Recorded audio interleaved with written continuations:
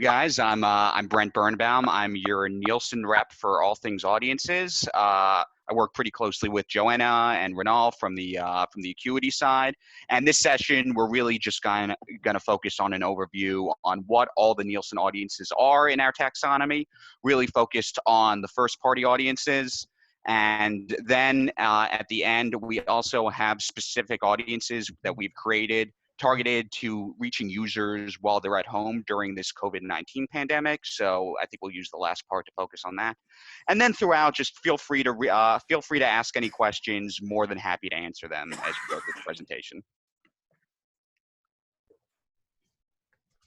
Cool. So I'm just going to share my screen. Just as a housekeeping, if everyone who is not talking wants to just have themselves on mute for the majority of the session, that would be helpful, please. Awesome. Can everyone see my screen? Yeah. Perfect. Yep. Awesome. Great. So diving in, Nielsen audience segments. So the way we like to think of our taxonomy, we have over 30,000 segments, and we like to think of it as inclusive of anything that falls under the Nielsen first party. So anything that Nielsen has a proprietary partnership with, or that's part of Nielsen's owned and operated company. So within the Nielsen side of things, which we like to think of as proprietary media and purchase data, we have our Nielsen buyer insights, which is our credit card data. 125 million cardholders. We'll dive into that pretty soon. Our Nielsen TV, that's what most people associate Nielsen with. It's our gold standard of TV panel data. Visual DNA, which is our psychographic data from an ocean survey methodology. Our Grace Note ACR data. Our Nielsen Auto Cloud, which is an exclusive partnership that we have with JD Power Auto Data. And our Quotient, which is our newest taxonomy. It's CPG data sourced from 100 million individuals. And then on the other side of things, we have Exalate. So when most people hear of Nielsen audiences, they associate it with Exalate following Nielsen's acquisition of Exalate a couple of years ago. We like to think of Exalate as its own taxonomy within the wider Nielsen first party taxonomy. And Exalate, we like to think of as quality data at scale. It's really what you use for anything high reach campaigns. So we have demographic data, interest data, intent data, B2B specific data for financial professionals and enterprise campaigns. And then in addition to the first party Nielsen and Exalate data, we're also an aggregator of quality third party data, whether that's Forbes, ALC, Bombora, Alliant. You can get all that through the Nielsen pipes. Cool. So if there aren't any questions on that, I'll dive right into segment breakdowns. So Nielsen buyer insights. This is our credit card data. This is our credit card data. Nielsen NBI Insights is credit card data from a financial consortium. It's 85% of all U.S. credit card purchases across Visa, MasterCard, American Express, and Discover. So what's a key differentiator here with this credit card data is if you work with one financial provider, with one credit card data provider, say MasterCard or Visa, you're really kind of only getting that siloed view. With NBI data, you're kind of getting that full wallet view because most people have more than one credit card. You'll have a Visa card and you'll have a Discover card. In addition to credit card data, we have 30% of all U.S. debit purchases. This covers 125 million unique cardholders, representing 12 billion transactions, and covers 1.2 trillion in consumer spending. So really anything that you would get on a credit card statement is covered in this NBI data. And it's covering all verticals from retail, movies, financial, auto, travel, restaurants. Retail is definitely the vertical that we probably see the most usage for this credit card data. And then just an example of how it's used, say, taking Sephora as an example, you can use this data based on buying patterns. So say you have loyal customers who are constantly spending at Sephora, you can run a campaign to reward them with a loyalty promotion. You can do an engage and motivate campaign. So if people are kind of light to medium spenders at Sephora, you can have tailored ads that would kind of stimulate more spending, maybe around a couponing program. or you can do an entice and activate program. So say users are spending a ton at Nordstrom, which is a competitor of Sephora, you can have relevant ads to try to entice them to spend at Sephora instead of Nordstrom.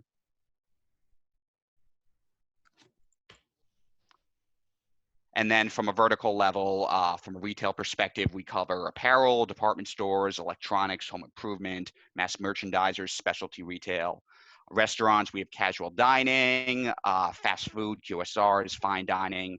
From travel, airlines, auto rental, cruise lines, hotel, travel services, e-commerce, digital, apparel, and merchandise sites. From entertainment, we have amusement parks, health clubs, movie theaters, ticket, video PC game stores, from financial services. We have insurance, investment, and telecom, wireless, cable services. And then breaking down some of those specific brands that are covered within these verticals. From retail, it's anyone from Gap, J. Crew, J.C. Penney, Macy's, Best Buy, Radio Shack, Home Depot, and Lowe's. Restaurants ranges from Applebee's to Burger King to Ruth's. Travel, we have all the major airlines: American Airlines, United, Delta, Southwest. We have cruise lines, we have hotel chains, Marriott and Hilton. E-commerce, from Amazon to eBay. Entertainment, Disney, Six Flags, movie theaters such as Regal and AMC. Sports coverage with MLB, NFL. Financial services, the insurance companies such as Allstate, MetLife, Geico. We have H&R Block and TurboTax from taxes, and then from telecom, all the major carriers from AT&T to Verizon. Brent, we just have a couple of like a leading question about geography. So definitely. we're just popping questions into the chat. Let us know if you want us to just interrupt you by unmuting ourselves. But the question right now is with respect to where the data is coming from. Is there any availability, for example, credit card data in Canada or other regions across the Americas or elsewhere worldwide? Yeah, so it's US and UK for now. And then from a UK perspective, we have 90% coverage of credit card purchases, but we don't have any debit card purchases.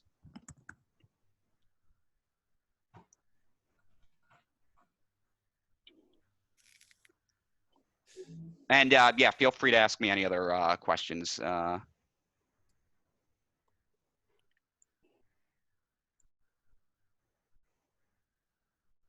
Hey, this is Eric, by the way. I have a quick question. Are we currently using these data segments now in our day-to-day media activation? Just curious of like what our current relationship with you guys is on the activation side.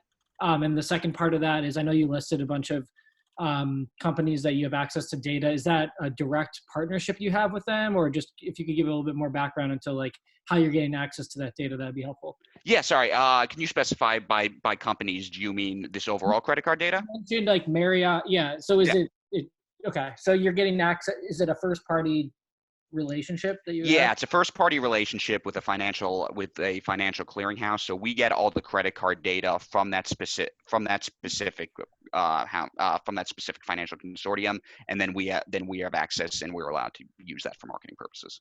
And how often is that refreshed? It's refreshed every 30 days. Cool. Thank you. Yeah, definitely. Sorry, this is also Julia from Nielsen. Just to piggyback on what Brent is saying, the financial clearinghouse, which we could actually say but not necessarily put in writing, is Argus.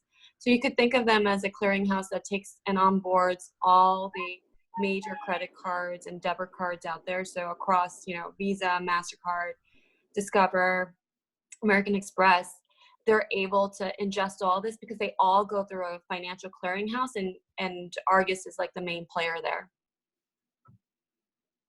Got it. Thank you. Definitely. Cool. Sorry, and I think to answer that question, we do currently access Nielsen datasets on current AcuityAds campaigns. So one of the other purposes of this session was just to raise awareness around the availability of these segments and what they do at the campaign level. Exactly. Yeah. Thanks, Joanna. So yeah, all these segments are available in your UI for access at the moment. Cool. Moving on to the next section, Nielsen quotient. So this is our newest data set. It is our CPG data. So quotient, for context, is the industry leading provider of CPG purchase data. It is the parent company for coupons.com. Quotient also has a breadth of retail partnerships. For context, Quotient actually used to power DataLogic's CPG segments up until recently. They no longer power them, and now we have a first party we have sole access to the CPG data, to the quotient data for our CPG segments. So as far as quotient data, we have a syndicated taxonomy, which we very recently rolled out. It's over 600 segments available at the brand and category level. And similar to NBI credit card data, you can do it at a consumption weight data, whether someone is a heavy purchaser, a medium purchaser, a light purchaser. And then in addition, we also have custom quotient segments. So you have the ability to build out segments from the UPC level. And while our quotient segments in the syndicated taxonomy are adjusted against our Nielsen home scan panel to be representative of the US, we have the ability to create 100% deterministic segments within this custom section. I should note at the moment, I don't believe Acuity has access to the syndicated taxonomy. You can still access all of our custom segments, and then we'll work on getting you access to that entire syndicated taxonomy. It was rolled out in the last month. So what is unique about these segments? Again, you have a lot of scale here. It's 100 million individuals, 60 million households. We have all outlet coverage. So Nielsen also has a home scan panel that works very similar to our TV panel. It's a panel of CPG information from users representative of the US, of the United States. So what we do is we take that home scan panel and we calibrate it against the quotient data. So while we have 100 million individuals covered, we use the home scan panel to make it to make the quotient data applicable to the entire US and reflect the entire United States. Again, we have the ability for these data sets to be 100% deterministic and non-modeled if you request. And again, these segments can be granular and custom.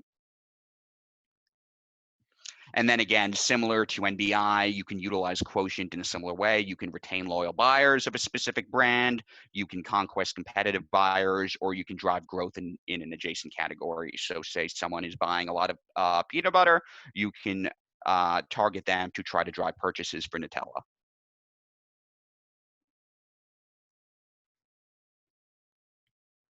Any questions?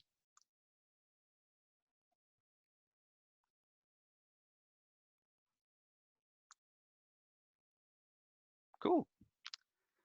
Moving on to our Gracenote segments. So Gracenote is a company within Nielsen. It's our ACR company. It captures viewership data in real time based on what's being projected on LG smart TVs with this ACR technology. Nielsen has an exclusive relationship with LG for their smart TVs. We have 800 syndicated segments based on actual TV viewership. So that's 600, it's around 620 network and program segments. So what networks people are watching, what programs they're watching, and over 250 ad exposure segments. So what actual ads they've been exposed to. Similar to Quotient, we have the ability to create observed deterministic segments for these Gracenote segments as well. We are currently working with over 7 million smart TVs, and yeah, and again, syndicated or custom, whichever you prefer to use.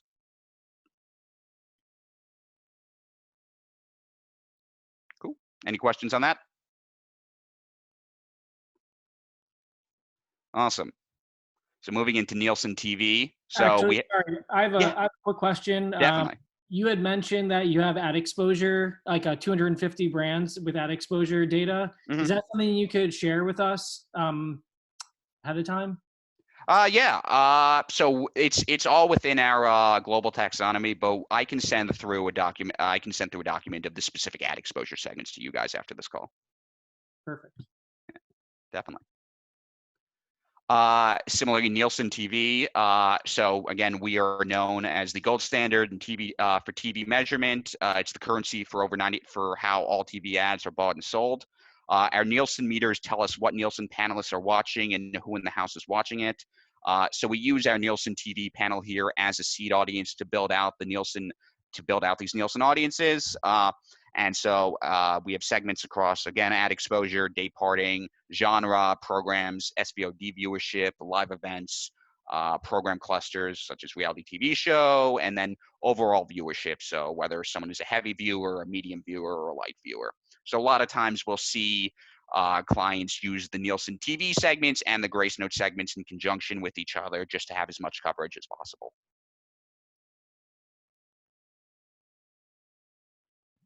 Sorry, Brent, couple questions. Definitely. The first one was which smart TVs? LG. And then the second one is how large is the Nielsen TV panel? Nielsen TV panel is about 250,000 people. And it's representative of the United States. Cool. Xlate. So Xlate is our proprietary, highly curated mix of offline and online data. It's coming from 200 anonymous partners. And what I said earlier, we like to think of Xlate as quality data at scale. So Xlate is really used for a lot of high reach campaigns, and the data is applicable throughout the purchase funnel. For instance, we have demographic data for your big awareness and branding campaigns, which drives brand awareness among consumers. From online, offline sources. Data is based on age, gender, household income, household composition, education. Then when you move down the funnel, we have interest data as well. So consumers engaging with the content of a specific focus. So say someone who is thinking of buying a car and they're going online and checking out car blog reviews. Then when you move further down the funnel, we have intent segments as well. So targeting consumers who are actively searching or about to buy a product or service. So say earlier, you're looking at a person who was considering buying a car. They were looking at product reviews. This is someone who is about to make that step. He's looking at a car price comparison website. We also have B2B segments, which reach business professionals by industry, job type, company size, functional area, occupation. And then lastly, we have smart segments. So our smart segments are combinations of the previous four and all of our Xlate data to create a unique consumer profile.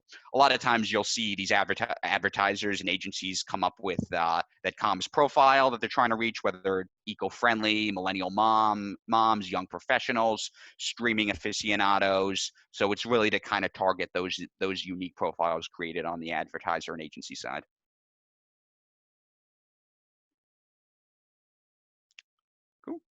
Any questions? I have a technical question. Yes. For the LG ACR data technology. Is it able to capture all content, including the Netflixes of the world or Amazon Prime or anything like that? That would be considered like a walled garden. Yeah. So unfortunately, we don't have access to the big stream Netflix and Amazon Prime and Hulu from the ACR data. It's only what's being broadcast on cable and broadcast channels. We can, if someone is.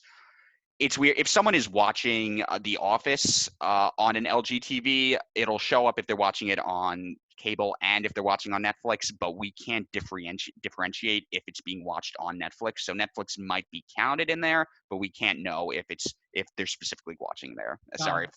Yeah. Makes sense. Cool. Yeah, quick question to follow up on that. I've heard rumors before that like ACR, you could actually tell if someone was actually sitting in front of the TV. Is that true, or is that like pie in the sky? I can't speak to that. Actually, I can circle back with my Grace Note team to see if they can actually verify that. But I can certainly see if you combine maybe ACR data with something with like a location-based data, like a factual or a ground truth or something like that. And I can take a stab at this actually, if that's okay. Yeah, please, Julia. So this is actually a really great question. I'm not sure who asked it, but there's a couple of limitations. There's limitations when you're doing panel-based data with, like, for example, Nielsen TV, even though it's the gold standard panel and that's the currency of TV ratings today. The good thing about that is, if someone is, there's no way, because from a privacy perspective, you can't actually sit there and physically see if someone is in the room.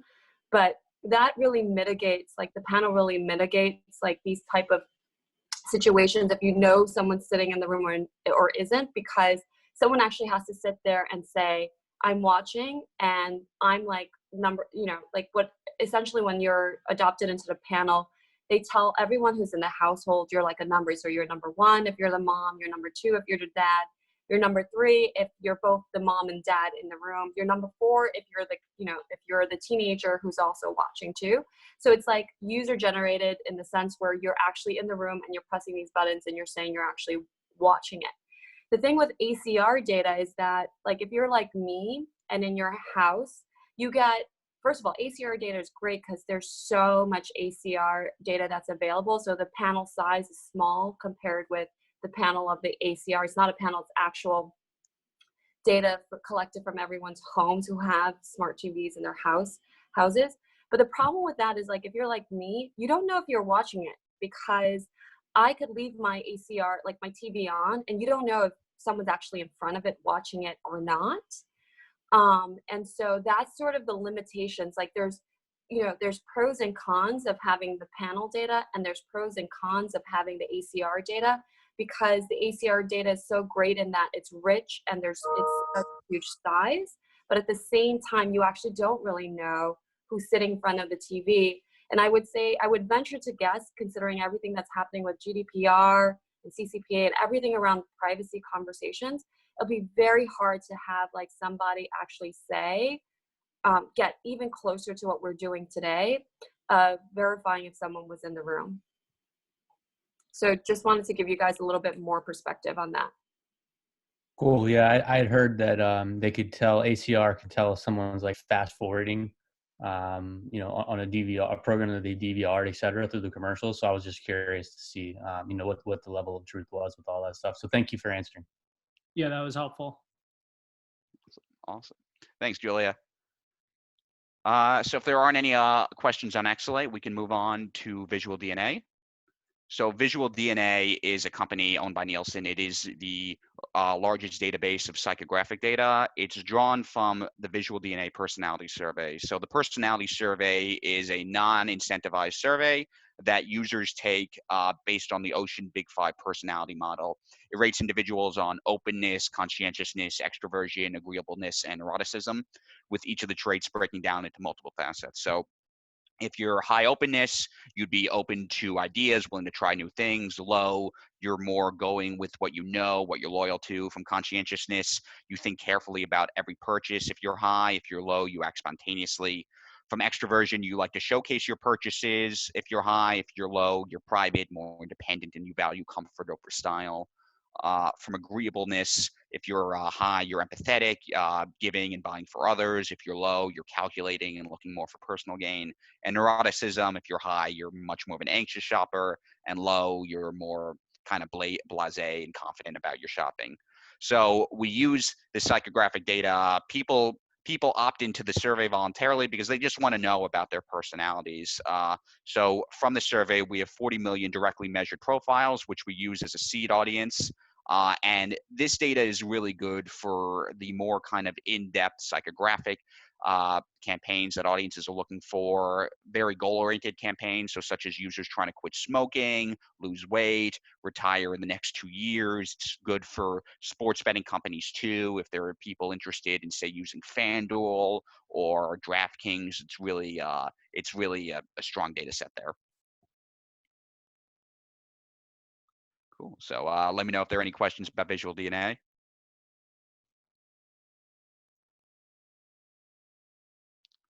Awesome.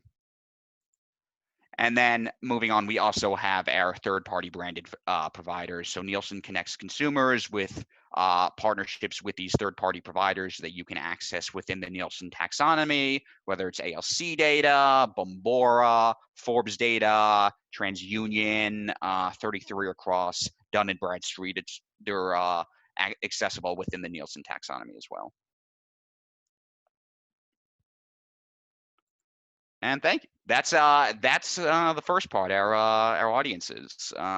So let me know if there are any other questions about our taxonomy as a whole, specific additional questions about audiences that we went over.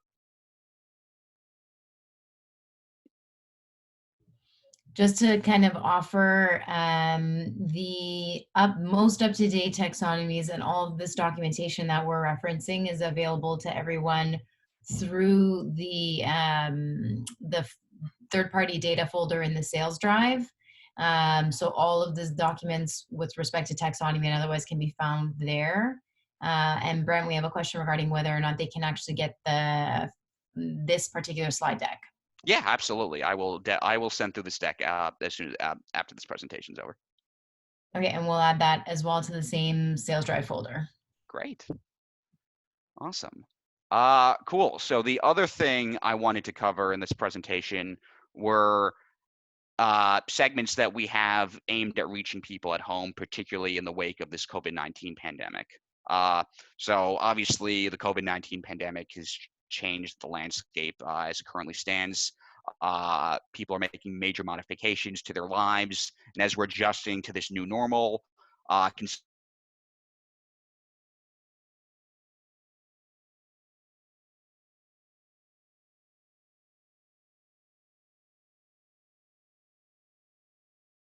playing video games or simply working remotely, we're here to help you kind of reach those audiences.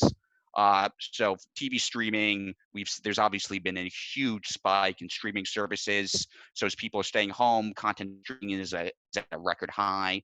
So you can reach viewers of top streaming channels with Nielsen TV. So whether someone's subscribing to Netflix, Hulu, Amazon Prime, well, we can't measure that necessarily with Gracenote. We can measure it with Nielsen TV. And from an ad exposure segment, if someone is being exposed to, say, Hulu ads, maybe they're more likely to use the Hulu service. We can measure that with Gracenote, and you can target those as well, among many other segments.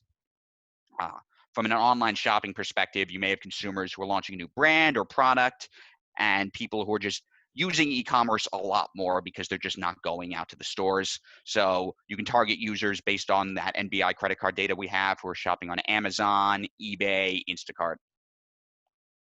Then at-home workers, obviously people are working from home now as a result of this. I'm working from home. We all are. So the shift to working from home has led to a major disruption in workflow, but that also means more people are trying to set up a home workspace because you're obviously a lot more comfortable working with a second screen, working at a desk, than working on your couch in front of the TV. So you can use our Nielsen Tech segments to find users who are, say, looking for those products, whether it's a wireless headphones, a second screen or a monitor, an ISP. Then moving on to delivery seekers, one thing that I know has affected me, I'm in New York. I'm really not going out to the grocery stores. I'm using these delivery services as much as possible. Within our credit card data, we have food delivery services aimed at users who are really using those delivery services, particularly now during this pandemic. So you can target people who are using DoorDash, Grubhub, that's me personally, Postmates, Uber Eats.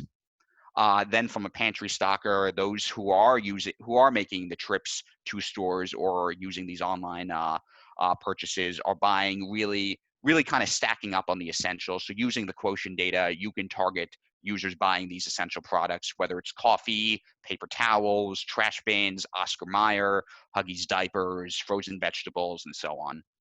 And then lastly, one thing that's happened is people are spending more time indoors. There's been a huge influx in gaming. Even non-gamers are really turning to video games, both for entertainment and just to stay connected to your friends. It's a really an easy way to stay in contact with people while you're stuck at home. So you can target those avid gamers with the Visual DNA segments, whether someone has a Nintendo Switch, a Sony PlayStation, an Xbox, as well as other gaming segments. And then if you have a specific audience, both for in reference to the COVID-19 pandemic or just in general, we have this hotline called the Nielsen Data Hotline, where you can reach out and just say, hey, Nielsen, we have a client that wants to target so-and-so. Is this someone that we can reach in your taxonomy, or can you create a custom segment? And someone from Nielsen will get back to you within 24 hours. And also, Julie and I are both on that hotline. So if we see people aren't getting back, we can bump it up and make sure they get back to you in 24 hours. Yeah, and so let me know if there are any questions about this document. I can also send this through along with the deck after the presentation. I'm sorry, can you talk more about the methodology behind this data? Yeah, definitely. So this data comes from all the categories that we went over. So from the credit card data, the food delivery services, that's coming from the Argus Financial Consortium data. So we have credit card data that's showing people are spending at DoorDash, people are spending at Grubhub, at Postmates, at Uber Eats. The quotient data, the pantry stockers, that's coming from our quotient CPG data. So that's coming from our exclusive partnership with Quotient. So we know at the UPC level, people that are buying coffee or paper towels or Huggies or Oscar Mayer. From Nielsen TV, that's coming from our TV panel. From Exalate, that's coming from our 200 anonymous providers. So we see the browsing data, people that are interested in purchasing for a monitor, people that are intent to buying a new computer.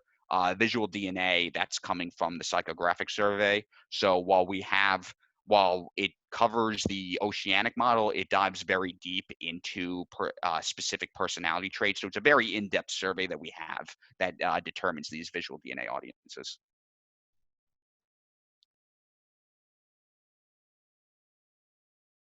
Any other questions?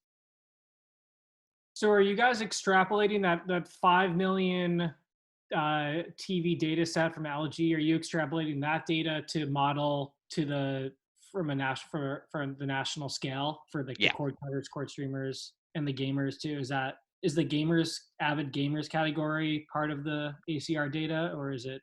So that's a great question, actually. So the specific ACR data that we have can't capture gaming on the LG smart TVs, but we can work.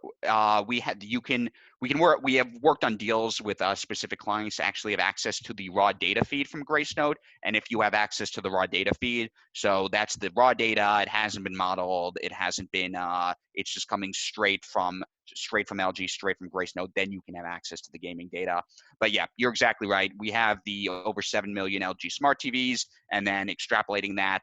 Our data scientists combining that using the Nielsen TV panel as a reference, which is representative of the US, extrapolates to model out to build out those Gracenote segments. And then the gaming segments, that comes from Visual DNA. So we get that information from the personality survey.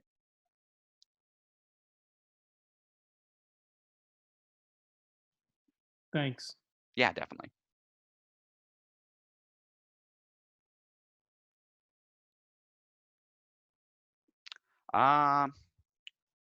If there aren't any other questions, that's that's what we had. That's what we had for today.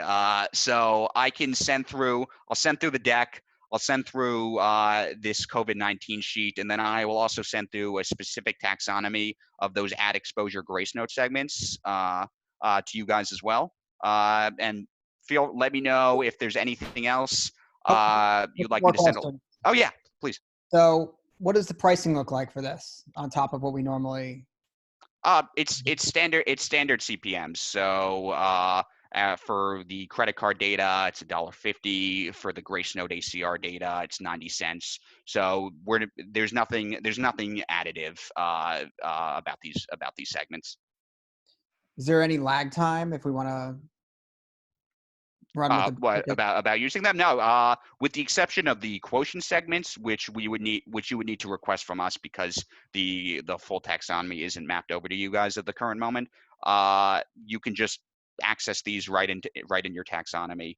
The food delivery services are very new, so we might need to push those over. But if there's an appetite, we can certainly push those over and have those over to you by end of week. Oh, cool. Thanks. Definitely. I see there's a couple of other questions in here. We have another question regarding how often the data is refreshed. I think you had said 30 days, right? Yeah, so it varies from category to category, but for the most part, it's 30 days per hour.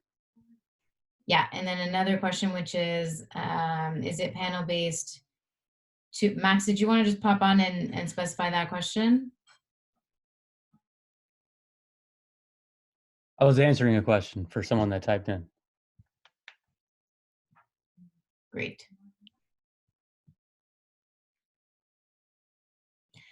We have a question about doing a session on measurement. Sure. Yeah, we'd be happy to do a session on measurement. Leslie Feinstein on our team is the measurement expert. Julie and I focus more on audiences, but we can also speak to measurement, and we can have Leslie here as well to speak to it as well. Is there a specific area in measurement? Is there interest in DAR, digital brand effect, or any other of our studies? All the above. It comes up a lot in our RFPs, and we include it, you know, is that value if they had a certain media threshold. So that would be just helpful to get a deeper dive into the methodology, how it works, like how we can be set up for success. And then so just getting a better understanding of that would be helpful. And then also the other thing that I wanted to get a better understanding of is, you know, when brands are saying that they are measuring off of an in-demo guarantee, like how Nielsen is measuring that, and how are we applying the data segments to help, reach that in-demo audience as most effective as possible. So definitely. Yeah, more than happy to set up some time. We can definitely take that as a follow-up and bring Leslie in and just give a session on kind of all the above, really dive into DAR and brand effect and the most relevant studies. I can say for Xlate, our demo data, we do calibrate it against DAR. We don't like to necessarily grade our own homework, so we can't really guarantee that our age and gender segments from Xlate will have the best DAR scores in the industry, but we do calibrate it against DAR. So if we see any providers are bringing down that DAR score, we take them out to make sure those segments are up to date. Got it. That makes sense. Thank you. Yeah, definitely.